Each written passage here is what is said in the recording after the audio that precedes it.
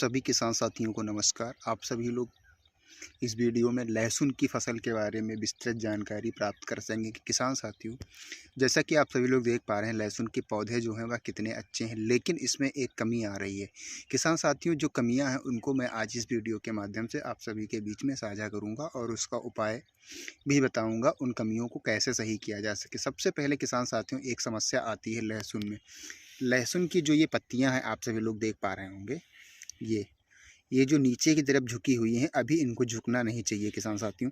साथ ही साथ क्या है, पत्तियों में देख लीजिए, ये जो है पीलापन। ये दो समस्याएं जो हैं, इनको कैसे दूर किया जा सके, इसी समस्या के बारे में इस वीडियो में आज मैं बताऊंगा आप सभी को। सबसे पहले किसान साथियों, यह जो रोग लग जाता है, इससे क्या होता है, पौधे में जो ये ऊपर की तरफ पीलापन है, आप सभी लोग देख पा रहे होंगे, सारी पत्तियों में लगभग पीलापन आ चुका है। इस पीलेपन को दूर करने के लिए एक दवाई बताऊंगा, और जो ये पत्तियां झुक रही हैं, इन दोनों समस्याएं, जो ये रोग लगे हुए हैं किसान साथियों, इसको हमारे यहाँ पे बोला जाता है किसान साथियों झरसा रोग। इससे क्या होता है, पौधा धीरे धीरे ऊपर से सूखना स्टार्ट होता है पीली पत्तियां होकर के।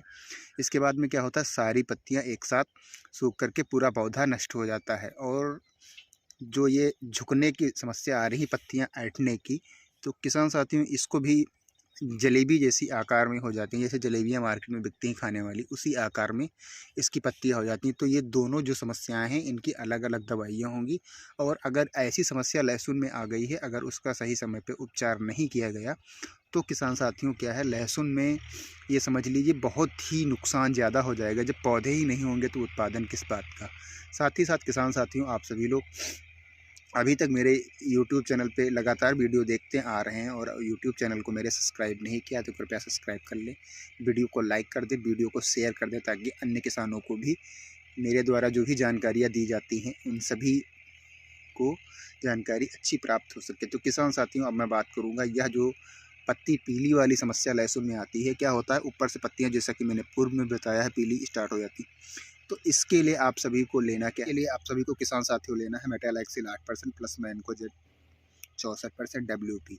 इसकी मात्रा किसान साथियों होगी 1 ग्राम दवाई 1 लीटर पानी की दर से। आप सभी लोग इसको अच्छी तरीके से घोल बनाइएगा। इसके बाद में आप सभी लोगों को छिड़काव करना है किसान साथियों। इसी के साथ में जो पत्ती लपेटने वाली समस्या आ रही है, इसमें लेना क्या है आपको, पिप्रोनिल 40% प्लस इमीडा 40%। इन दोनों दवाइयों को आप सभी को लेना है। पिप्रोनिल 40% प्लस इमीडा 40% का डोज होगा किसान साथियों 10 ग्राम 15 लीटर पानी में घोल करके आप अच्छी तरीके से लहसुन की फसल में अगर स्प्रे करेंगे किसान साथियों। चूँकि ठंडक का मौसम आ गया है, धूप देख कर ही मौसम कैसा है उसी के अनुसार ही आप अपने लहसुन की फसल में इस दवाइयाँ जो हैं इनका स्प्रे करेंगे, तभी अच्छा उपचार होगा किसान साथियों। इन दोनों दवाइयों के साथ साथ आप सभी को लेना क्या है, जो बहुत महत्वपूर्ण होता है किसान साथियों, गर्मी में तापमान अधिक होता है और लहसुन की पत्ती जो है वह चिकनी होती है।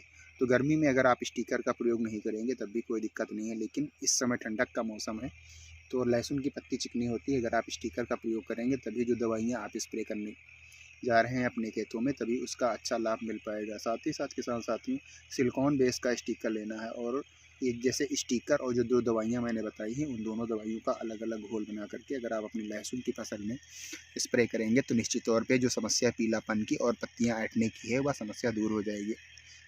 अब किसान साथियों, मैं बात करूँगा, समस्या तो दूर हो जाएगी, लेकिन लगी हुई फसल जो थी, वह जो पीलापन और ऐंठने वाली पत्तियाँ थी, वो दूर तो हो जाएंगी, लेकिन इसको कैसी एनर्जी दी जाए जिससे लहसुन की फसल अच्छी तरीके से पुनः ग्रोथ करना स्टार्ट कर दे। तो किसान साथियों, इसके लिए आप सभी को लेना क्या है, दयाल कंपनी की वेजमोर जिंक लेनी है, जो 1 ग्राम 1 लीटर पानी की दर से घोल करके स्प्रे करिए। इसी के साथ में आपको लेना क्या है, अच्छी कंपनी की ह्यूमिक एसिड।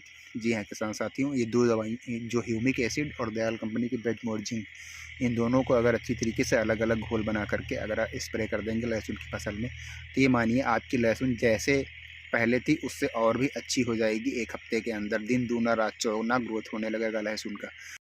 साथ ही साथ किसान साथियों, जैसा कि आप सभी लोग देख रहे हैं, लहसुन में जो छोटी छोटी क्यारियाँ बनाई गई हैं, इस क्यारी जो है, इस क्यारियों के बीच में लगी हुई है मिर्च की फसल। मिर्च जल्द में ही रोपाई की गई है पौधों की, इसीलिए अभी पौधे छोटे हैं, क्लियर नहीं दिख पा रहे होंगे, फिर भी आप ध्यान से अगर देखेंगे तो किसान साथियों दिखने लगेंगे पौधे जो हैं मिर्च के। किसान साथियों, क्या होता है, इसी को कहते हैं सह फसल। एक फसल में आप खाद और दवाइयों का स्प्रे करेंगे, दूसरी फसल जो है वह मुफ्त में उत्पादन हो जाएगा उसका।